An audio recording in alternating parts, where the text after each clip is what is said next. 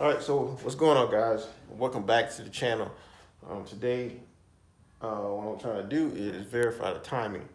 So I have that piston stop already installed, and basically what you do is you put it into the spark plug hole, and then you just screw that in just a bit. And then you rotate the crankshaft by hand. Don't do it by the starter. You rotate it by hand until it stops. I also got that pointer installed right here. And the good thing about the Summit crank is that it has timing marks on it already. But I still need to mark it so I can read it. It may be fine right now. There's a little bit of rust on the crank too, or the pulley, so I need to clean that off. But in any case, I originally did this with a screwdriver, and it felt like it was already on point.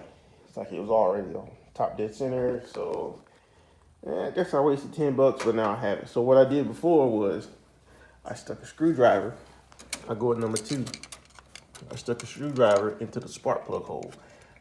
Right, same thing I did when I installed the rocker arm. So I stuck a screwdriver into the spark plug hole, and then I slowly rotated the crank by hand until I felt the piston.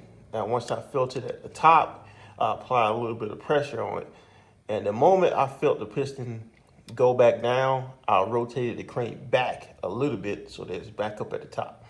All right, and that's the way you can find it, top dead center, without having the piston stop. So now I'm gonna take my piston stop out and torque my rocker arms back down, because you have to loosen these up to make sure it doesn't hit it. So I'm torquing my rocker arms back down, put the valve cover back on it, put the coil patch back on it. I already disabled the fuel system. So then we're gonna try to see where the computer is telling us at versus where it's at on here. All right, so let's get to it. All right, guys. So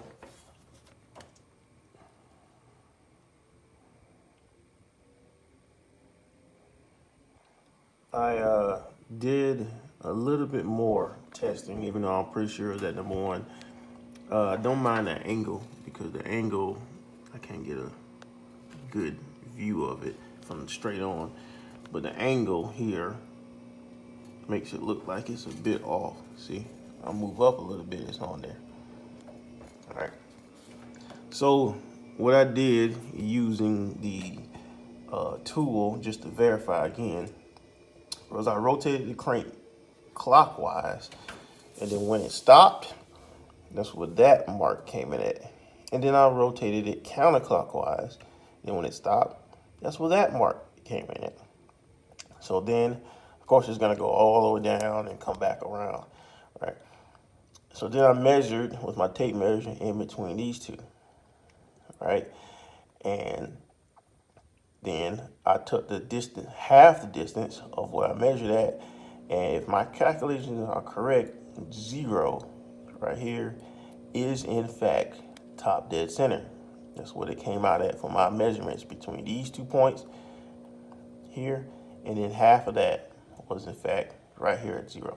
So what I'm gonna do is take that piston stop out, put it back here at top dead center. I'm gonna feel it again with the screwdriver to make sure it's right here. Look at it, and then I'm gonna put my timing light on it and look at what the computer's saying. And here, drop down, enable static timing, go up to 18. All right, set. See where the light's off at.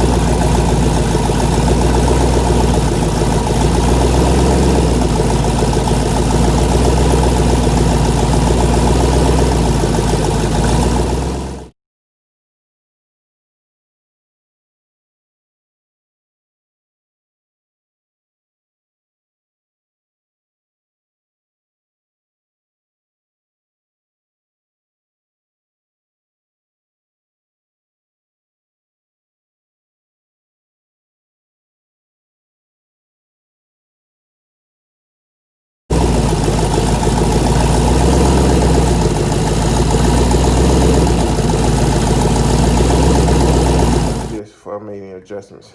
Had to make sure this was on 0. Right? So let's say I need a dumb one, so with no adjustments on it. Still got the timing set at 18 degrees.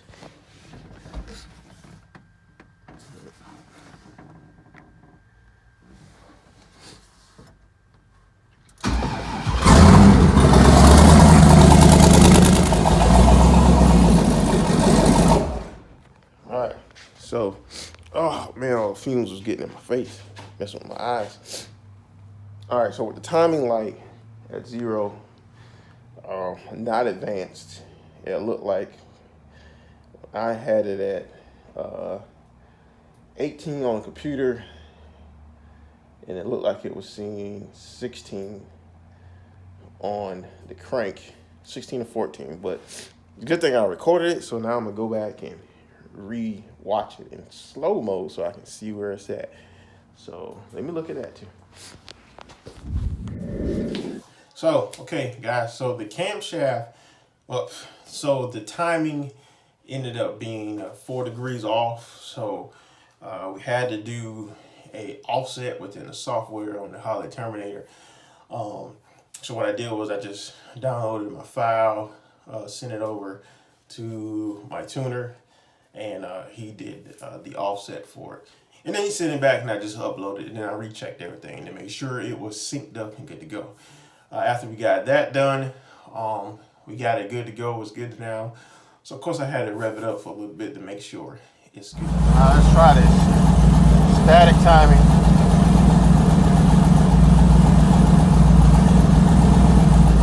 Lock it in at 22 degrees.